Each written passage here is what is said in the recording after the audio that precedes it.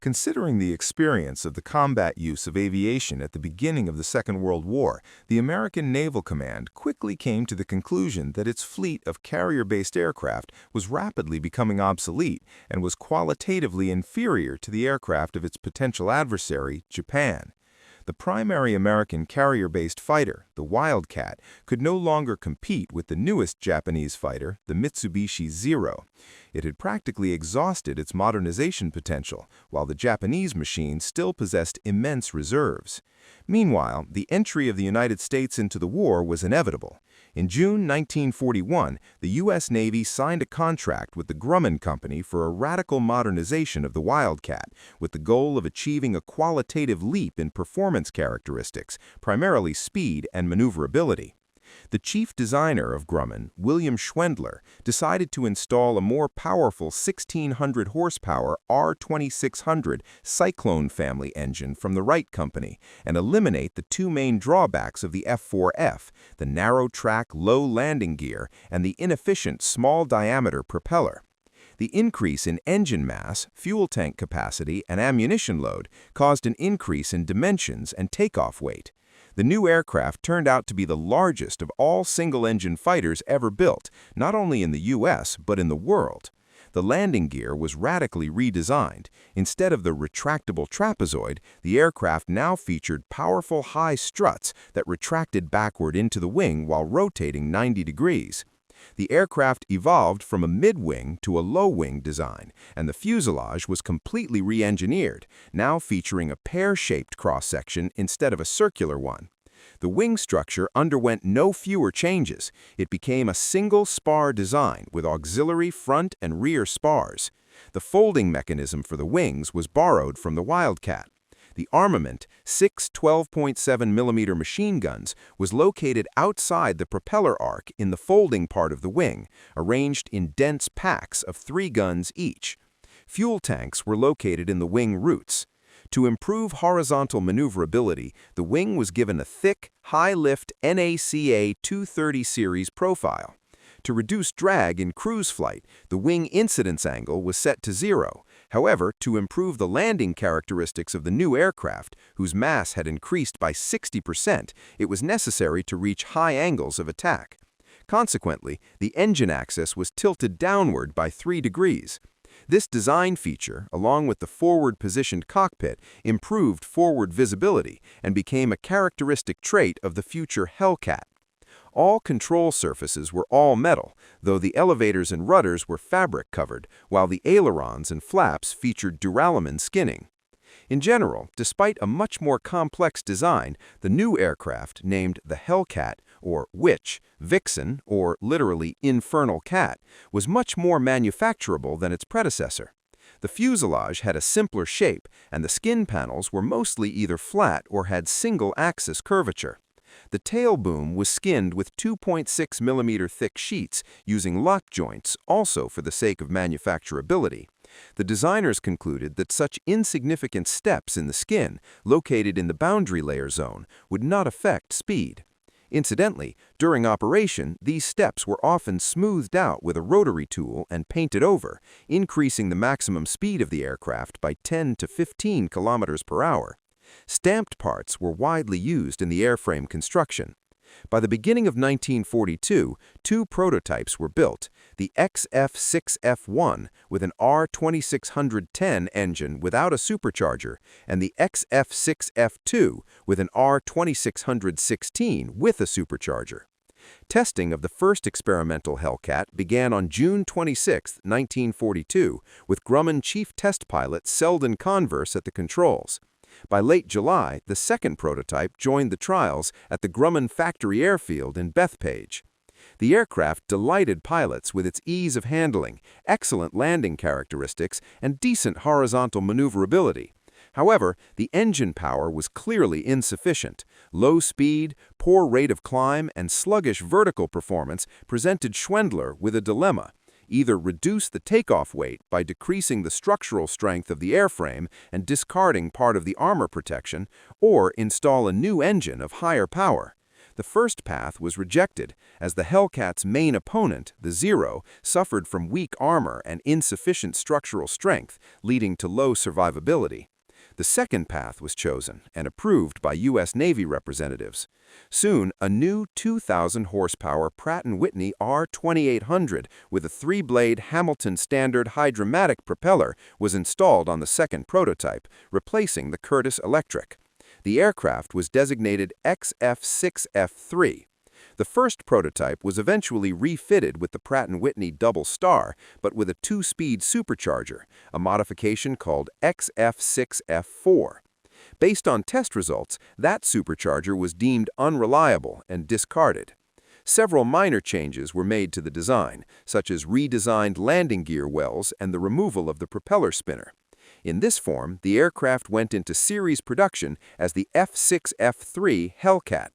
Grumman built a new plant on Long Island for its production, and Canadian Vickers wished to produce it as well, but the Navy denied the contract. The F6F3 became the first production modification, with deliveries beginning in January 1943. Pilots welcomed the massive aircraft because its characteristics were a head above the Wildcat. The only naval complaint was the lack of external hardpoints, except for a central drop tank rack. Fleet repair shops fixed this by mounting 2 bomb racks under the center section for bombs up to 454 kilograms and 6 to 8 zero-start launchers for HVAR unguided rockets.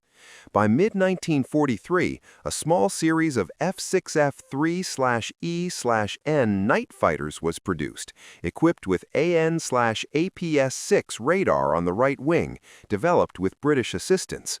In 1944, the F6F3 began using the R2800-10W engine with water injection, boosting power to 2,200 horsepower. By the time production of the F3 ended in April 1944, 4,403 units had been built. A major advantage of the F6F3 was its astonishing survivability. It could withstand numerous hits thanks to its sturdy metal construction and 90 kilograms of armor protecting the pilot and oil system. Throughout 1943 and 1944, the Hellcat was the primary U.S. carrier fighter, carrying the weight of the Pacific Air War. During production, it was modernized repeatedly. From the 273rd aircraft, a landing light was added to the left wing. From the 910th, the antenna mast was moved to a perpendicular position, and machine gun fairings were replaced with sleeves. From the 1265th, the lower cooling flaps were removed. From the 1501st, the exhaust manifold stampings were removed.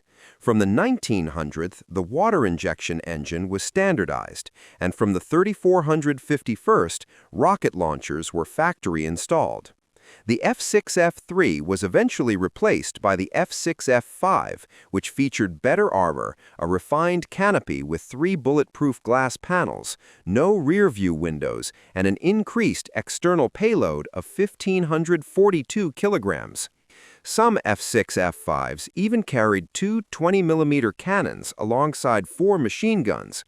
A total of 7,870 F6F5s were built, and 1,320 Hellcats were sent to England under Lend-Lease as the Mark I and Mark II. Comparative tests in December 1944 against a captured A6M5 Zero showed the Hellcat was faster at all altitudes, 66 km per hour faster at sea level and over 100 km per hour at high altitudes. While the Zero climbed better at low altitudes and had a better roll rate at low speeds, the Hellcat dominated in dives and high-speed maneuvers. Although the Corsair eventually took a dominant role due to superior performance, the Hellcat remained a vital fighter-bomber and the only effective night fighter with radar. Its combat debut on August 31, 1943 over Marcus Island led to a storied career, including the Great Marianas Turkey Shoot and the Battle of Leyte Gulf. David McCampbell, the Navy's top ace with 34 victories, and others like Cecil Harris and Eugene Valencia, made the F6 an ace factory. Even as losses grew against newer Japanese fighters like the Ki-84 and Ki-100 near the war's end, the Hellcats' record remained dominant. In total, Hellcats shot down 5,156 aircraft, 75% of all U.S. Navy aerial victories, with a 19-to-1 kill ratio. After the war, they served in the reserve and even saw action in Korea as radio-controlled flying bombs packed with 1,500 kilograms of explosives. They were officially retired in 1951, though they continued to serve in France, Indochina, and South America, with Uruguay retiring its last units only in 1961. Technically, the F6F-5 was a robust semi-monocoque low-wing plane. Its fuselage had three sections, the engine and oil systems in the front, the pilot and main fuel tank in the middle, protected by 12.7mm armor and 38mm bulletproof glass, and the radio equipment and arrestor hook in the tail. The three-spar folding wings used a hydraulic mechanism and housed the armament and center section fuel tanks. The 45.9-liter Pratt Whitney R2800-10W engine was the heart of the machine, paired with a 3.988-meter Hamilton Standard propeller. Its internal fuel capacity was 946 liters across 3 tanks, with additional external capacity. The hydraulic system handled the flaps, cooling, landing gear, and wing folding. The radio suite included AN/ARC-5 and AN/ARC-1 sets, plus an IFF identification system. Standard armament suggested 6 12.7mm machine guns with 400 rounds each, with the ability to carry heavy bombs, HVAR rockets, and Tiny Tim missiles, cementing its legacy as one of the most effective and versatile aircraft of the era.